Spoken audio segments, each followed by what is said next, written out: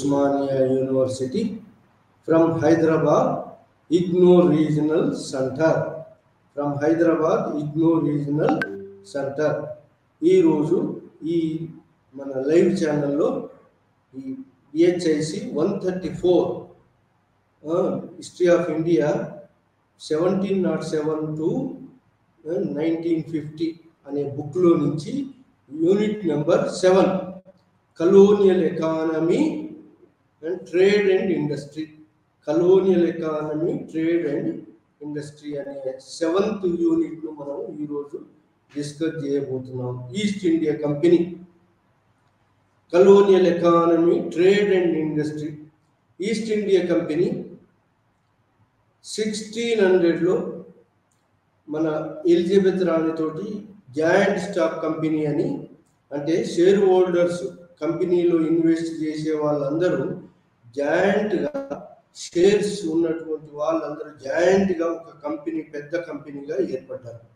ఎందుకంటే ఇలా ఎందుకు ఏర్పడ్డారంటే ఇది దూర ప్రయాణం కాబట్టి సింగిల్గా మనం ఒకరు పోలేరు కాబట్టి ఒక జాయింట్ స్టాక్ కంపెనీస్గా షేర్ హోల్డర్స్, పెద్ద మొత్తంలో షేర్ హోల్డర్స్ ఇన్వెస్ట్ చేసి ఒక అడ్వెంచరస్గా ఫారిన్ కంట్రీస్కి పోయేటువంటి ఒక అడ్వెంచరస్ ట్రేడ్ను ఎంచుకున్నారు. ఎవరు? యూరోపియన్స్.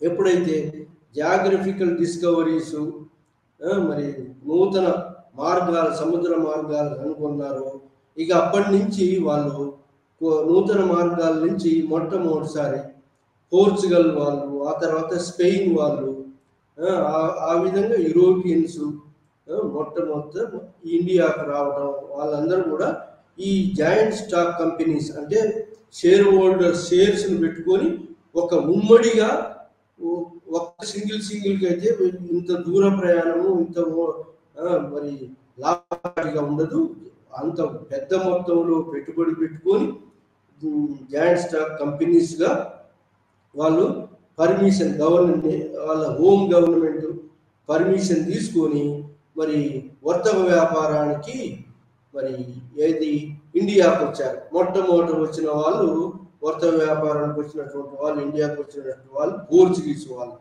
ఆ తర్వాత పోర్చుగీస్ వాళ్ళ తర్వాత స్పెయిన్ వాళ్ళు, పోర్చుగీస్ వాస్కో డి గామా వచ్చాడు. ఆ తర్వాత పోర్చుగీస్ వాళ్ళ సెటిల్మెంట్స్ జరిగినాయి. ఆ తర్వాత పోర్చుగీస్ వాళ్ళ సెటిల్మెంట్ తర్వాత డచ్ వాళ్ళు కూడా వచ్చినారు. డచ్ వాళ్ళ తర్వాత ఇంగ్లీష్ వాళ్ళు వచ్చినారు. ఇంగ్లీష్ వాళ్ళ తర్వాత ఫ్రెంచ్ వాళ్ళు కూడా వచ్చినారు. మన అన్నీ కూడా జాయింట్ స్టాక్ కంపెనీసే.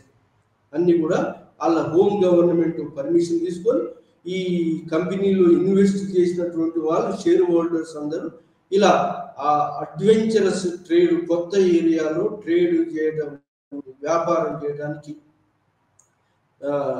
సొంత గవర్నమెంట్స్ తోటి పర్మిషన్ తీసుకొని ఒక యూనిట్గా వాళ్ళు ఇన్వెస్ట్ చేసిన వాళ్ళందరూ కలిసి మరి ఒక బోర్డుని ఎన్నుకుంటారు. బోర్డ్ ఆఫ్ కంట్రోల్ లేదా బోర్డ్ ఆఫ్ డైరెక్టర్స్ అని వాళ్ళు ఏ షేర్ హోల్డర్స్ అందరూ ఒక బోర్డుని ఎన్నుకుంటారు. ఆ బోర్డు ఆధ్వర్యంలో ఇక్కడ యొక్క పరిపాలన, ఇక్కడ యొక్క వర్తక వ్యాపారం జరుగుతుంది. ఆ విధంగా మరి పోర్చుగీస్ వాళ్ళు, ఆ తర్వాత మరి డచ్ వాళ్ళు, ఇంగ్లీష్ ఈస్ట్ ఇండియా కంపెనీ వాళ్ళు, ఫ్రెంచ్ వాళ్ళు ఇండియాకు వచ్చినారు.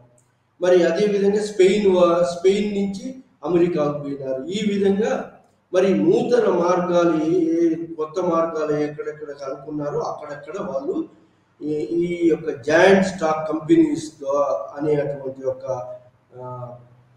హోమ్ గవర్నమెంట్ పర్మిషన్ తోటి పోయినారు, వర్తక వ్యాపారం మొదలుపెట్టారు. ఆ విధంగా ఈస్ట్ ఇండియా కంపెనీ మరి పోర్చుగీస్ వాళ్ళని నెమ్మదిగా పోర్చుగీస్ వాళ్ళ పలుకుబడి తగ్గిపోయింది. ఇక్కడ పోర్చుగీస్ వాళ్ళని నిలబొట్టారు. సో మరి ఆ తర్వాత డచ్ వాళ్ళు, ఇంగ్లీష్ ఈస్ట్ ఇండియా కంపెనీ వాళ్ళు సెటిల్ చేసుకున్నారు. వాళ్ళు South East Asia, archipelago, Indonesia islands Dutch వాళ్ళని, ఇంగ్లీష్ వాళ్ళు ఇక్కడని లేదా ఇండియాలని వాళ్ళు సెటిల్మెంట్ చేసుకున్నారు. అదే ఇక్కడ మరి ఎవరైతే ఇండియాలో స్థిరపడ్డటువంటి యొక్క ఈస్ట్ ఇండియా కంపెనీస్ ఎవరెవరి అంటే ఫ్రెంచ్ వాళ్ళది ఇంగ్లీష్ వాళ్ళు. ఈ రెండు స్థిరపడ్డాయి ఎక్కడ? ఇండియాలో. డచ్ వాళ్ళు ఇండోనేషియా ఐలాండ్స్కు, స్పైస్ ఐలాండ్స్కు పోతామని వాళ్ళు సెటిల్మెంట్ చేసుకున్నారు. సో ఆ విధంగా ఇక్కడ ఇంకా ఈ English East India company, French company ఉన్నాయి. మొట్టమొదట వీళ్ళు ఇంగ్లీష్ ఈస్ట్ ఇండియా కంపెనీ ఎక్కువ స్థావరాలను ఏర్పాటు చేసుకుంది. ఏది? మద్రాసులో సెయింట్ జార్జ్ ఫోర్ట్ కట్టుకుంది. తర్వాత మద్రాసులో, బెంగాల్లో Saint William fort and Bombay, Surat, Machilipatnam, Madras ఈ ప్రాంతాల్లో English East India company joint share holders.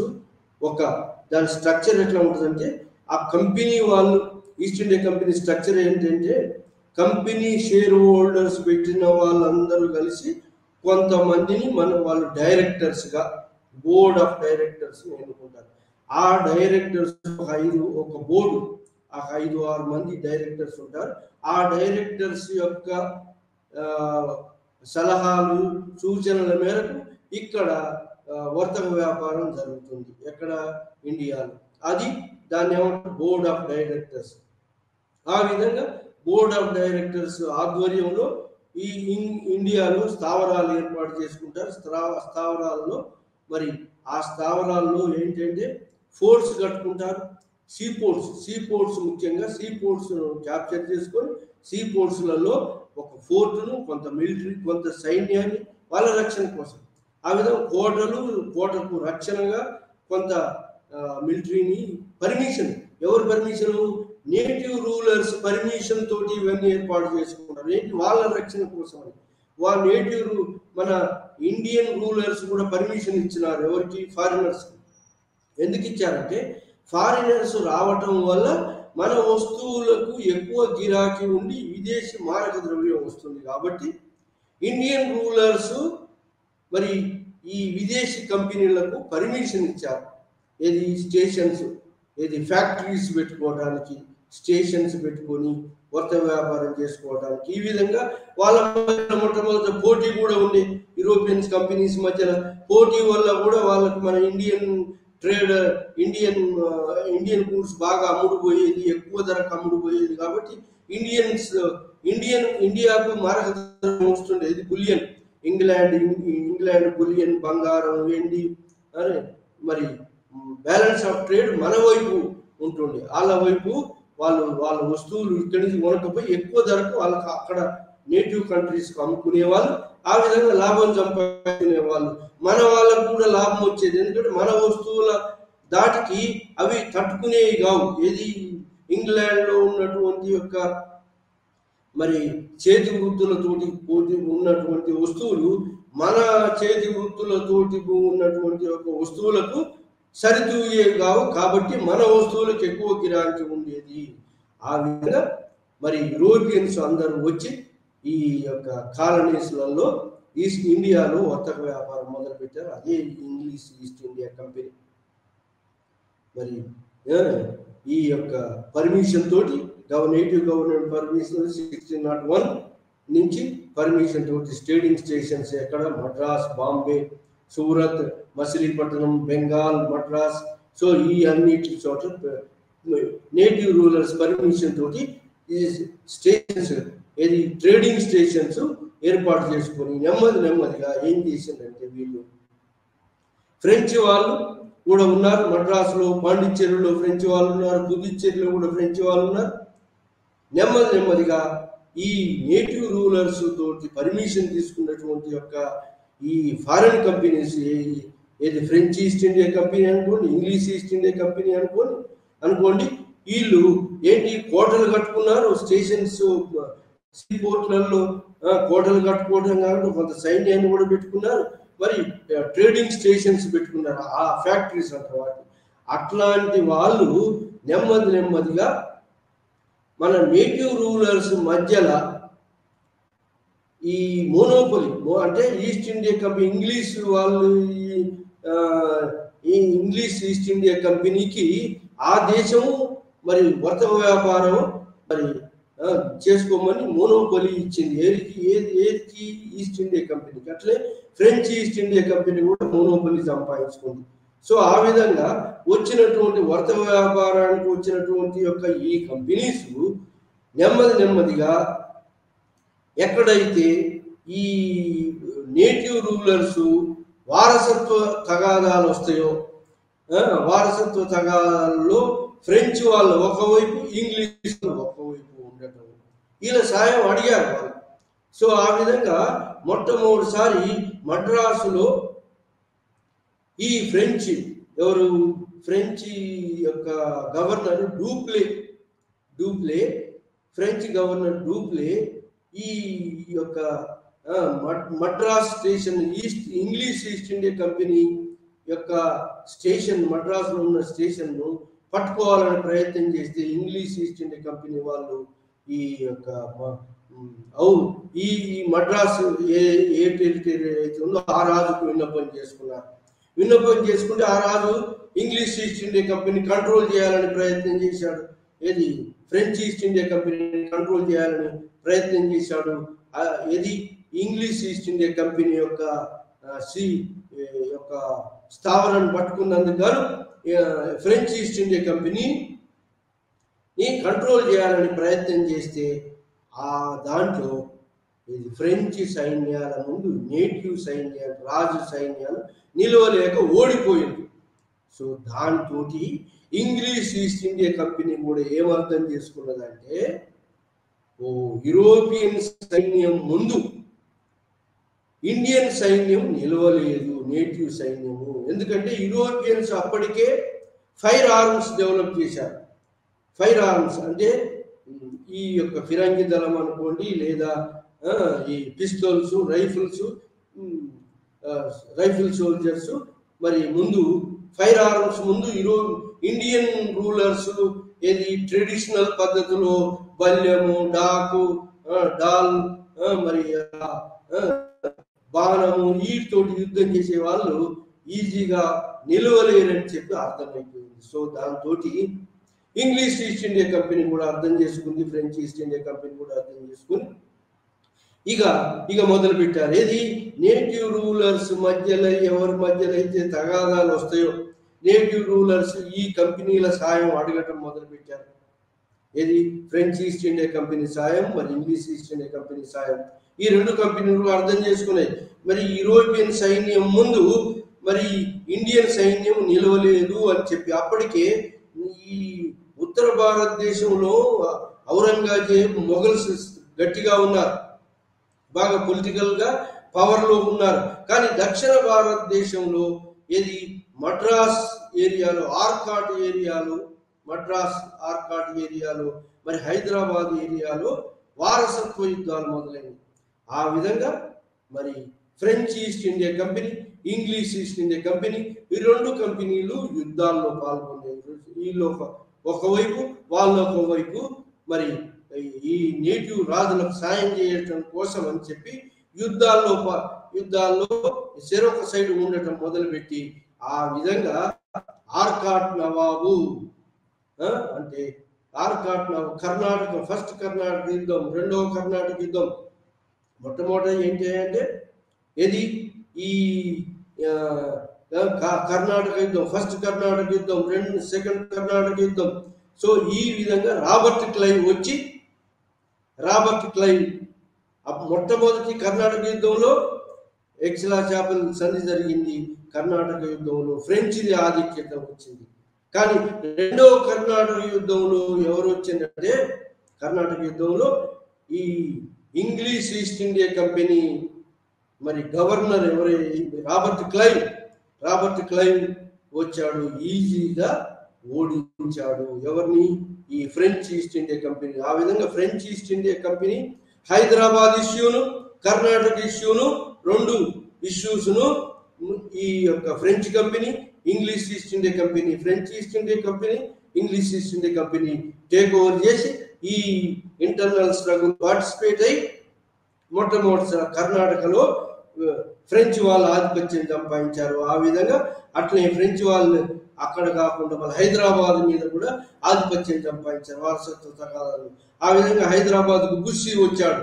Bussy వచ్చి మరి ఈ యొక్క వారసత్వ తగాదాల్లో బుస్సీ మరి నేటివ్ రాజుకు సలాబద్యం ఏది ఈ సక్సెసర్స్ సలాబద్ని సపోర్ట్ చేయడంతో బుస్సీ మరి ఫ్రెంచ్ ఆధిపత్యం వచ్చేది మొదటి కర్ణాటక యుద్ధం. రెండవ కర్ణాటక యుద్ధంలో ఎవరు రాబర్ట్ క్లైవ్ వచ్చి మొత్తం తారుమారు చేశాడు. తారుమారు చేసి కర్ణాటకలో మరి ఆ తర్వాత ప్లాసీ యుద్ధం 1757లో రాబర్ట్ క్లైవ్ కర్ణాటక యుద్ధంలో రెండవ కర్ణాటక యుద్ధంలో మరి ఆర్కాట్ పట్టుకున్నాడు. ఆర్కాట్ మద్రాసు మీద ఆర్కాట్ మీద ఆధిపత్యం సంపాదించాడు. దాని తర్వాత బెంగాల్ మీదకి వచ్చాడు. బెంగాల్ మీదకి వచ్చి సిరాజుద్దౌలాను ఓడించి మరి అక్కడ కూడా ప్లాసీ యుద్ధంలో మరి సిరాజుద్దౌలాను ఓడించి సిరాజుద్దౌలా అక్కడ కూడా రాజకీయ ఆధిపత్యం మరి సంపాదించుకున్నాడు. ఇక్కడ ప్లాసీ యుద్ధం 1757 ప్లాసీ యుద్ధం. సో ఆ విధంగా ప్లాసీ యుద్ధంలో ఓడించడం జరిగింది ఎవరు? సిరాజుద్దౌలా. ఆ విధంగా పొలిటికల్ ఆధిపత్యం ఎవరికి వచ్చింది? ఇంగ్లీష్ ఈస్ట్ ఇండియా కంపెనీకి రావటం జరిగింది. ఫ్రెంచ్ ఈస్ట్ ఇండియా కంపెనీ ఇంకా పోటీలోనే ఉంది, కానీ ఇంగ్లీష్ ఈస్ట్ ఇండియా కంపెనీ ఆ తర్వాత సిరాజుద్దౌలాకు అగెనిస్ట్ గా మళ్ళా మీర్ కాసిం మీర్ జాఫర్ పెడతాది. మీర్ జాఫర్ తర్వాత మీర్ కాసిం వస్తాడు. వాళ్ళు ఆ విధంగా మీర్ కాసిం మరి ఔద్ నవాబ్ మరి ఈ మొఘల్ ఎంపరర్ ముగ్గురు కలిసి ఒక కూటమిగా ఏర్పడి ఇంగ్లీష్ ఈస్ట్ ఇండియా కంపెనీకి నుంచి ఎల్లగొట్టాలని ప్రయత్నం చేస్తారు. దానితోటి బక్సర్ వార్ జరుగుతుంది. ఈ ఒక ఇంగ్లీష్ ఈస్ట్ ఇండియా కంపెనీ ఒకవైపు మరి ఈ యొక్క మూడు ఏది బెంగాల్ నవాబ్, ఔద్ నవాబ్ మరి మొఘల్ ఎంపరర్ ఈ ముగ్గురు ఒకవైపు ఇది బాక్సర్ యుద్ధం జరుగుతుంది. బాక్సర్ వార్ ఆ వార్ను ఇంగ్లీష్ ఈస్ట్ ఇండియా కంపెనీ మొత్తం ఆధిపత్యం పొలిటికల్ ఆధిపత్యం సంపాదించింది. ఆ విధంగా మరి 1761లో మొత్తం ఫ్రెంచ్ వాళ్ళని ఇక్కడి నుంచి వెళ్ళగొడుతుంది. మూడవ కర్ణాటక యుద్ధంలో ఫ్రెంచ్ వాళ్ళని ఇక్కడ 100వ యుద్ధంలో ఫ్రెంచ్ వాళ్ళు ఓడిపోయి ఒక మద్రాసులో పాండిచ్చేరిలో మొత్తం వ్యాపారం మాత్రమే చేస్తారు, మేము పోటీకి రావాలని ఒప్పుకుంటారు. ఆ విధంగా ఫ్రెంచ్ వాళ్ళను ఎలిమినేట్ చేస్తుంది English East India company. Eliminate చేసి ఆ విధంగా ఫారెన్ కంపెనీస్ యూరోపియన్ కంపెనీస్ అన్నిటిని ఎల్లగొడుతుంది. ఆ తర్వాత నేటివ్ రూలర్స్ మీద కూడా ఆధిపత్యం సంపాదించి మొఘల్ ఎంపరర్ దగ్గర నుంచి 1764-65లో దివానీ రైట్స్ అంటే రెవెన్యూ కలెక్షన్ ఎక్కడెక్కడ బీహార్ అండ్ బెంగాల్ అండ్ ఒరిస్సా మూడు ప్రాంతాల మీద దివానీ రైట్స్ అంటే రెవెన్యూ కలెక్షన్ రైట్స్ అంటే double government. Only nominal government Bengal Nawab ఉంటుంది, రియల్ అధికారం అంతా రెవెన్యూ కలెక్షన్ అంతా కూడా ఈస్ట్ ఇండియా కంపెనీకి వస్తుంది. అది 1765 అగ్రిమెంట్ ఫర్మానా మొఘల్ ఎంపరర్ ఫర్మానా తోటి అన్ని సర్వాకులు మరి పొలిటికల్ గా ఆధిపత్యం సంపాదిస్తారు. ఆ విధంగా మొత్తం మీద ఇక ఎవరు ట్రేడర్స్ లేరు. ఈ యొక్క ఈ ఫారిన్ ట్రేడర్స్ ఈ ఫ్రెంచ్ ట్రేడర్స్ లేరు. ఇక ఇప్పుడు మరి English East India company Warren Hasting వచ్చాడు. వారన్ హేస్టింగ్ పీరియడ్లో మరి ఎంతో భూభాగాన్ని భారతదేశంలో భూభాగాన్ని ఎంతో సంపాదిస్తారు. 2 టర్మ్స్ రాబర్ట్ క్లైవ్ 2 టర్మ్స్ చేశాడు గవర్నర్గా. ఇది కంపెనీ ఈస్ట్ ఇండియా కంపెనీ గవర్నర్గా మరి పొలిటికల్ ఆధిపత్యాన్ని సంపాదించి పెట్టాడు.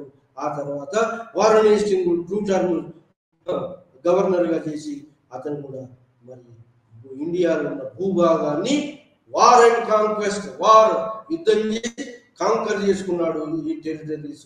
ఆ విధంగా రాజకీయ ఆధిపత్యాన్ని సంపాదించి మొత్తం రాజకీయ ఆధిపత్యాన్ని సంపాదించారు. ఆ విధంగా మోనోపలి ట్రేడ్ అంటే ఇంగ్లీష్ ఈస్ట్ ఇండియా కంపెనీ వాళ్ళు మొత్తం సర్వాధికారము ట్రేడ్లో మోనోపలి సంపాదించారు.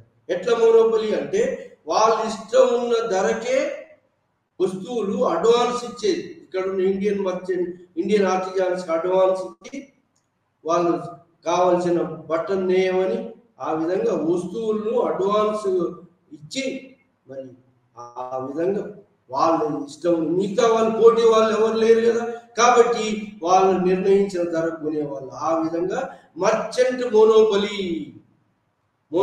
ట్రేడ్ సంపాదించారు. మొట్టమొదటి వచ్చేటప్పుడే మోనోపలి మరి వాళ్ళకి హక్కులు ఈస్ట్ ఇండియా కంపెనీకి ఇచ్చారు. ఇప్పుడు ఏంటంటే ఫారిన్ కంపెనీస్ ను ఎవరు లేకుండా చేసిండ్రు. మరి ఇండియాలో కూడా రాజకీయ ఆధిపత్యం కూడా వచ్చింది. కాబట్టి ఈ రాజకీయ ఆధిపత్యం ఎప్పుడైతే వచ్చిందో 1765 నుంచి మరి రెవెన్యూ వసూలు చేసే అధికారం ఎప్పుడైతే వచ్చిందో అక్కడి నుంచి మొదలైంది. రాజకీయ ఆధిపత్యం ఎప్పుడైతే టెరిటరీస్ ను తమ ఆధీనంలో తీసుకొచ్చిందో పొలిటికల్ పవర్ ను యూజ్ చేసుకొని ట్రేడ్ను వర్తక వ్యాపారాన్ని మొత్తం మోనోపలి చేయగలిగింది. అది మర్చెంట్స్ ఇంగ్లీష్ మర్చెంట్స్ అడ్వాన్స్ ఇస్తున్నారు ముందర, మరి వాళ్ళు నిర్ణయించిన ధర కొంటున్నారు. ఆ విధంగా ఎక్కువ లాభానికి మరి ఇంగ్లాండ్లో అమ్ముకుంటున్నారు. ఇంకా మిగతా వాళ్ళు పోటీ లేరు, వేరే వాళ్ళు సముద్ర వ్యాపారం మరి ఇండియన్స్ లేరు. ఎందుకంటే ఇండియన్స్ ఇది నల్ల సముద్రాన్ని దాటొద్దని, బ్లాక్ సీ దాటొద్దని నిబంధన ఉంది. సో ఆ విధంగా మరి ఓన్లీ ఈ హయ్యర్ సీసులలో వర్తక వ్యాపారం చేసేది ఇంగ్లీష్ ఈస్ట్ ఇండియా కంపెనీ. మిగతా వాళ్ళందరూ నిలబొట్టింది ఆ company, English East India company మాత్రమే. మర్చెంట్స్ మోనోపలి సంపాదించి బాగా లాభాలు రావడం జరిగింది ఇంగ్లీష్ ఈస్ట్ ఇండియా కంపెనీ. అది కాకుండా ఇంకా ఏంటంటే ఇంగ్లీష్ ఈస్ట్ ఇండియా కంపెనీ ఉద్యోగులు ఎవరైతే ఉన్నారో వాళ్ళు కూడా ప్రైవేట్ ట్రేడ్ అంటే ఒకవైపు ఉద్యోగం చేస్తూ ఆ ఉద్యోగానికి వచ్చిన డబ్బులు మరి ఈ వర్తక వ్యాపారానికి వస్తువులు కొని ఈ వస్తువులను కూడా అమ్ముకోవడం మొదలుపెట్టారు. అంటే ప్రైవేట్ కంపెనీ ఉద్యోగులు కూడా ప్రైవేట్ ట్రేడ్ చేయడం మొదలుపెట్టారు. East India company already monopoly trade నడుపుతున్నదని, ఆ విధంగా నిర్ణయించిన ధరకే కొంటున్నది, అమ్ముతున్నది. అమ్మేది కూడా ఆ ఎక్కువ ధర ఉంటుంది, బాగా లాభాలు గడిస్తుంది. అది కాకుండా మళ్ళీ ఈ యొక్క మర్చెంట్స్ కూడా ప్రైవేట్ ట్రేడ్ ద్వారా మరి ఇక్కడ మర్చెంట్స్ కు, బ్యూరోక్రసీకి, ఉద్యోగస్తులకు చెల్లించేది ఎవరు అంటే ఇండియన్ గవర్నమెంట్. ఆ విధంగా ఇండియాలో ఉన్నటువంటి యొక్క రాజులు అప్పటికి ఏది ఔరంగజేబ్ పోయిండు, మొఘల్ ఎంపైర్ డిక్లైన్ అయింది కావడం మొదలుపెట్టింది. సో ఆ విధంగా మహారాష్ట్రలో పీష్వాసు వచ్చారు, పీష్వాసు కూడా బలహీనం అయిపోయింది. అహ్మద్ షా ఆబ్దాలి దండయాత్రతో 1760 Ahmad Shah Abdali third battle of Panipat తోటి మరి మహారాష్ట్ర కూడా వీక్ అయిపోయింది. ఇక్కడ పొలిటికల్ ఆధిపత్యము మొత్తం ఈస్ట్ ఇండియా కంపెనీ చేతిలోకి వచ్చింది. సో ఆ విధంగా ఎప్పుడైతే English East India company political ఆధిపత్యం వచ్చిందో వారన్ హేస్టింగ్స్ పీరియడ్లో, ఆ తర్వాత వెల్స్లీ సబ్సిడరీ అలయన్స్ పెట్టి నేటివ్ రాజులు ఎవరు సైన్యాన్ని పోషించడానికి వీలు లేదు, మరి వాళ్ళ సైన్యాన్ని రద్దు చేసి నేటివ్ రాజుల కోర్టులలో వాళ్ళ యొక్క హెడ్ క్వార్టర్లో బ్రిటిష్ ఆర్మీని పెట్టడం. ఈ ఆర్మీకి అయ్యే ఖర్చు ఎవరు పెట్టాలి? నేటివ్ రాజులు పెట్టాలి. మరి బ్రిటిష్ రెసిడెంట్ వాళ్ళ యొక్క ఒక ఏజెంట్ను ఆ నేటివ్ రాజులలో రాజు యొక్క సంస్థానంలో పెట్టడం జరిగింది. ఈ విధంగా ఏజెంట్ రెసిడెంట్ నిర్ణయించినటువంటి వాడినే దివానుగా ఆ రాజు పెట్టుకోవాలి. ఆ విధంగా రాజుల యొక్క పవర్స్ కూడా తీసేసింది. దాన్ని ఏమంటారు? సైన్య సహకార పద్ధతి, సబ్సిడరీ అలయన్స్ అంటారు. వెల్స్లీ పెట్టాడు. Warren Hastings war and conquest ద్వారా మొత్తం మరి పొలిటికల్ ఆధిపత్యాన్ని సంపాదించాడు. పొలిటికల్ ఆధిపత్యంతో మోనోపలి ఆ విధంగా monopoly, trade and commerce monopoly వచ్చేసింది. సో మరి వెలస్లీ ఏం చేశాడు, సబ్సిడరీ అలయన్స్ పెట్టి మరి మొత్తం నేటివ్ రాజుల యొక్క కోరలు బీకేసిండు. ఆ విధంగా నేటివ్ రాజులు వీళ్ళ చెప్పు చేతుల్లో ఉండేటట్టు చేశాడు. అది రాజకీయ ఆధిపత్యం. అది ఆ విధంగా monopoly, east India company monopoly, merchant monopoly మరి సాధించారు. ఆ తర్వాత మర్చెంట్ మోనోపొలీని మరి ఈ విధంగా మరి ఇండియాస్ వెల్త్ అంతా కూడా ఇంగ్లాండ్ పోవడం మొదలుపెట్టింది. The first stage of exploitation of the English merchants. Exploitation, mercantile monopoly అంటారు. దీనికి ఈస్ట్ ఇండియా కంపెనీకి బాగా లాభాలు వచ్చి మరి పార్లమెంట్లో, బ్రిటిష్ పార్లమెంట్లో కూడా వాళ్ళు లాబీని పెంచుకోవడంతో పెట్టారు. దాంతో ఇంగ్లాండ్లో ఈ లోపల ఏమైందంటే ఇంగ్లాండ్లో ఇండస్ట్రియల్ రెవల్యూషన్ వచ్చింది. ఇండస్ట్రియల్ రెవల్యూషన్ తోటి మరి ఇంగ్లాండ్లో ఈస్ట్ ఇండియా కంపెనీ ట్రేడర్స్ కాకుండా private traders, new companies form అయినాయి. New East India company form అయ్యి అది కూడా జాయింట్ స్టాక్ కంపెనీ లాగా new East India company form అయ్యి మరి ఈ యొక్క ఈస్ట్ ఇండియా కంపెనీకి ఎందుకు మోనోపొలీ ఉండాలని చెప్పి వాళ్ళు కొట్లాడడం మొదలుపెట్టారు. వాళ్ళు ఆ విధంగా బ్రిటిష్ పార్లమెంట్ మీద ఒత్తిడి చేయడం జరిగింది. న్యూ ఈస్ట్ ఇండియా కంపెనీ వాళ్ళు ఒత్తిడి చేయడంతో 1813లో అంటే 1765 నుంచి 1813 దాకా మర్చెంట్ మోనోపొలీ ఆఫ్ ట్రేడ్, మర్చెంట్సే ఇంగ్లీష్ మర్చెంట్స్ మోనోపొలీని కంటిన్యూ చేశారు. దాన్ని ట్రేడ్ మోనోపొలీ. ఆ తర్వాత free traders, new India company వచ్చి వాళ్ళు ఈ యొక్క పార్లమెంట్లో ఇన్ఫ్లుయెన్స్ చేసి ఈస్ట్ ఇండియా కంపెనీ యొక్క మోనోపొలీ ఆఫ్ ట్రేడ్ ను రద్దు చేయించారు. 1813లో 1813లో East India company monopoly trade ను మరి బ్రిటిష్ ప్రభుత్వం రద్దు చేసింది. సో దాన్ని free traders, era of free trade అంటే అప్పటికే ఏం జరిగింది, 1750 నుంచి 1890 బిగినింగ్ ఆఫ్ 19th centuryలో ఇంగ్లాండ్ లో ఇండస్ట్రియల్ రెవల్యూషన్ జరిగింది. మెషినరీ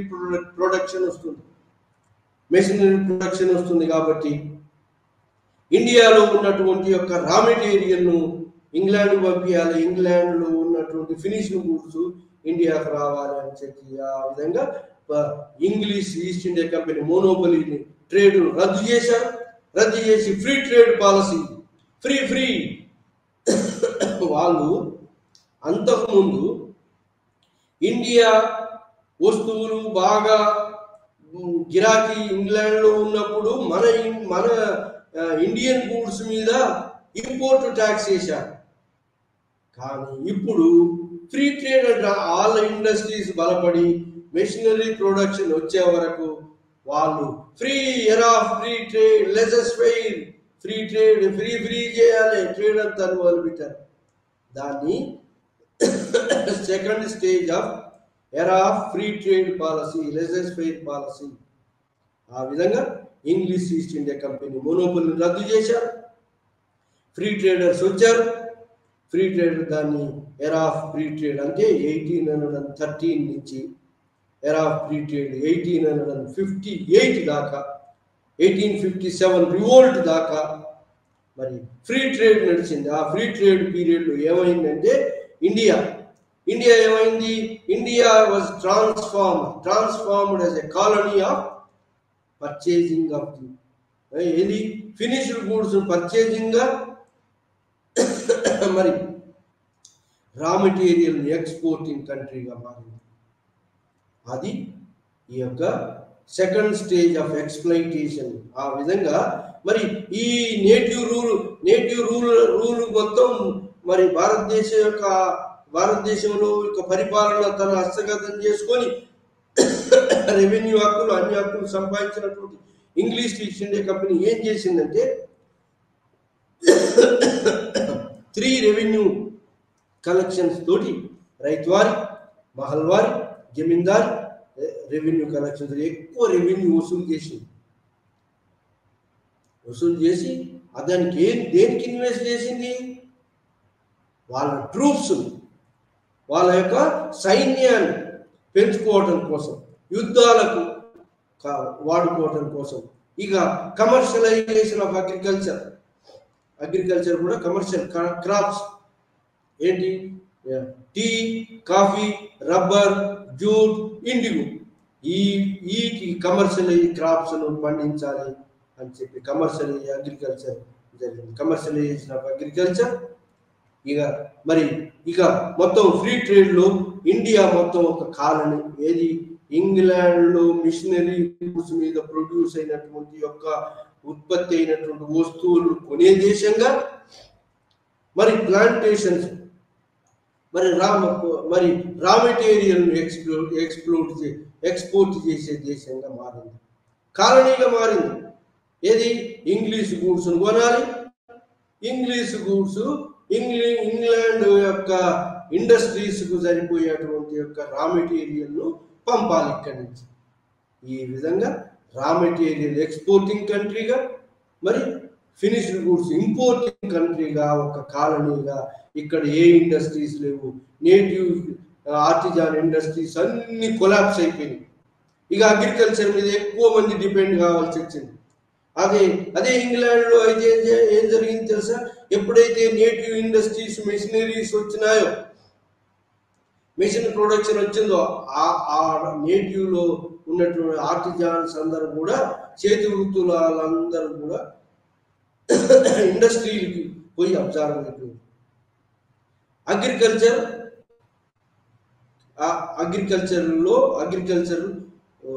మీద తక్కువ డిపెండ్ అయ్యిండ్రు. ఇంగ్లాండ్లో చూడండి, అగ్రికల్చర్ మీద పాపులేషన్ డిపెండింగ్ ఆన్ అగ్రికల్చర్ తగ్గుతూ పోయింది.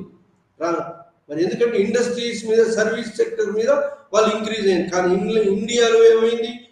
ఇండియాలో అగ్రికల్చర్ మీద డిపెండ్ అయ్యే పాపులేషన్ ఇంక్రీజ్ అవుతూ వచ్చింది. ఎందుకు? ఇక్కడ చేతి వృత్తులన్నీ పోయినాయి. ఇంకా ప్లాంటేషన్స్ అని పెట్టారు. ఏంటి plantation? Tea, coffee, rubber, jute, indigo అని పెట్టారు. అది కూడా మళ్ళా రా మెటీరియల్ ఎక్స్పోర్ట్ చేయడం కోసం. ఆ రా మెటీరియల్ కూడా ఆ ఇంగ్లాండ్ ఇండస్ట్రీస్కి పోతాయి. సో ఈ విధంగా మొత్తం ఈ సెకండ్ స్టేజ్లో ఏం చేశారంటే, ఈ ప్రైవేట్ ట్రేడ్ అనుకోండి, ఏదైతే మొత్తం మీద ఇండియాస్ వెల్త్ అంతా కూడా ఇంగ్లాండ్ ధరలిపోయేటట్టు. ఏది? సైన్యానికి అనుకోండి, ఉద్యోగస్తులకు అనుకోండి, ప్రైవేట్ ట్రేడర్స్, వర్తక వ్యాపారం ప్రైవేట్ ట్రేడ్ అనుకోండి, company, east India company trade అనుకోండి. సో మొత్తం సంపద అంతా కూడా తరలిపోతుంది. దాన్ని దాదాబాయి నెహ్రూజీ, మదన్ మోహన్ మాలవీయ, ఆర్సి దత్ ఏమన్నా drain of India's wealth, poverty and British rule India. అంటే బ్రిటిష్ రూల్ కన్నా ముందు పావర్టీ లేదు, ఇప్పుడు పావర్టీ వచ్చింది. దాంతో ఫ్యామిన్స్ వచ్చినాయి. బెంగాల్ ఫ్యామిన్ 1770 ఫ్యామిన్లో ఎంతో మంది, 1/3 of the population of the Bengal died. Famines వచ్చినాయి. ఎందుకు ఫ్యామిన్స్ వచ్చినాయి? అంతకుముందు ఫుడ్ గ్రెయిన్స్ కలెక్ట్, ట్యాక్స్ రూపంలో కలెక్ట్ చేసి ఫుడ్ గ్రెయిన్స్ నిల్వ చేసేది ఎవరు? నేటివ్ రాజు. ఇప్పుడు East India Company food grains ఏదైతే పండినాయో ఆ పంటలంతా కూడా ఈ యొక్క సైన్యం ఉన్న వైపు లేదా బయట దేశాలకు పోయింది. ఇప్పుడు కరువు వచ్చినప్పుడు ఫుడ్ గ్రెయిన్స్ రిలీజ్ చేయడానికి ఫుడ్ కార్పొరేషన్స్ మెయింటైన్ చేయలేదు. సో దాంతో ఫ్యామిన్స్ కంటిన్యూస్గా వచ్చినాయి. ఆ విధంగా ఎంతో మంది చనిపోతే అప్పుడు 1892లో బ్రిటిష్ పార్లమెంటేరియన్స్ ఎప్పుడైతే వాళ్ళు పెద్ద గోల చేశారో అప్పుడు ఫ్యామిలీ రిలీఫ్ పాలసీని ఎంచుకున్నారు. East India British government. ఆ విధంగా ఈ laissez faire second stage of free trade policy 1813 నుంచి 1858 దాకా ఫ్రీ ట్రేడ్ పాలసీ. ట్రేడ్ అంతా ఫ్రీ ట్రేడ్ పాలసీలో మొత్తం ఇండియా ఒక కాలనీగా మారింది. ఆ తర్వాత ఫైనాన్షియల్ క్యాపిటలిస్ట్ ఫేజ్, మూడవ దశ మొదటి దశ మర్కెంటైల్ మోనోపలి, రెండో మోనోపలిని వర్సెస్ ప్రైవేట్ ట్రేడర్స్ వచ్చి ప్రైవేట్ ట్రేడర్స్ మోనోపలిని మరి ఈస్ట్ ఇండియా కంపెనీ మోనోపలిని బ్రేక్ చేశారు.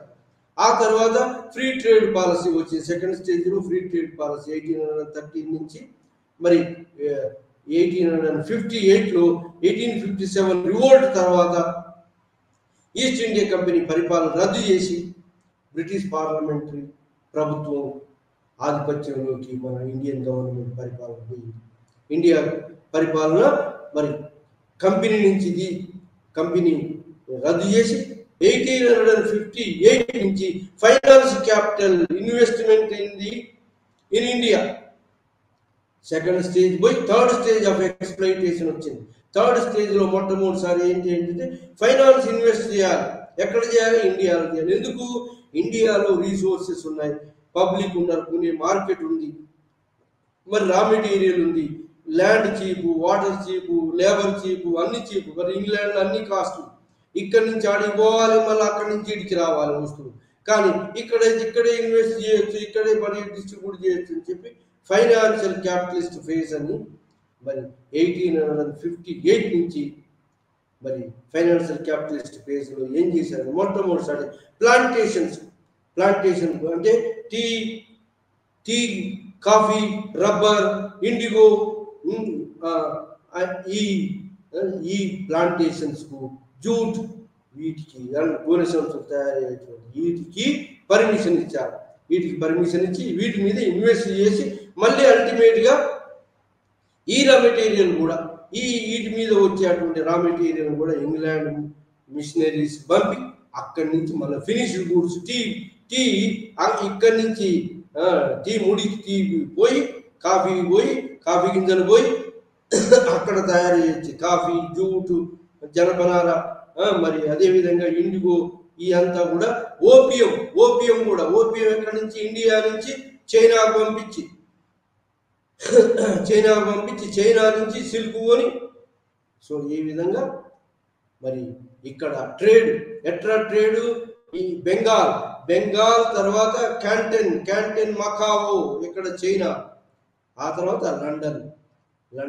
సో ఇట్లా మరి చైనాని ఎక్స్ప్లాయిట్ చేయటం, ఇండియాని ఎక్స్ప్లాయిట్ చేయటం, మరి లండన్ థేమ్స్ నది మీద అంతా తినటం. సో ఇది ఈ విధంగా ఎక్స్ప్లాయిట్ చేయటం చైనాను, ఇండియాను ఈ రెండో స్టేజ్లో, మొదటి స్టేజ్లో, రెండో స్టేజ్లో ఇలా ఎక్స్ప్లాయిట్ చేయటం జరిగింది. ఈ విధంగా ప్లాంటేషన్ తర్వాత మళ్ళీ దేని మీద ఇన్వెస్ట్ చేశారంటే రైల్వేస్ మీద ఇన్వెస్ట్ చేశారు. రైల్వేస్ ఎందుకు అంటే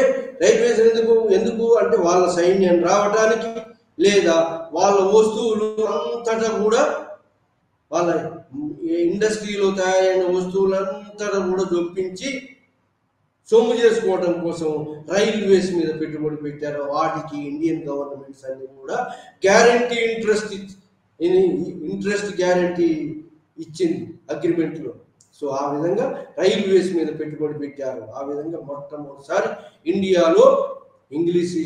ఇండియాలో బ్రిటిష్ గవర్నమెంట్ మరి ఎక్కువ మొత్తం పెట్టుబడి పెట్టి రైల్వేస్ నిర్మించింది. ఆ విధంగా కమ్యూనికేషన్ డెవలప్మెంట్ లార్డ్ డల్హౌసీ పీరియడ్లో పోస్టల్, టెలిగ్రాఫ్, రైల్వేస్.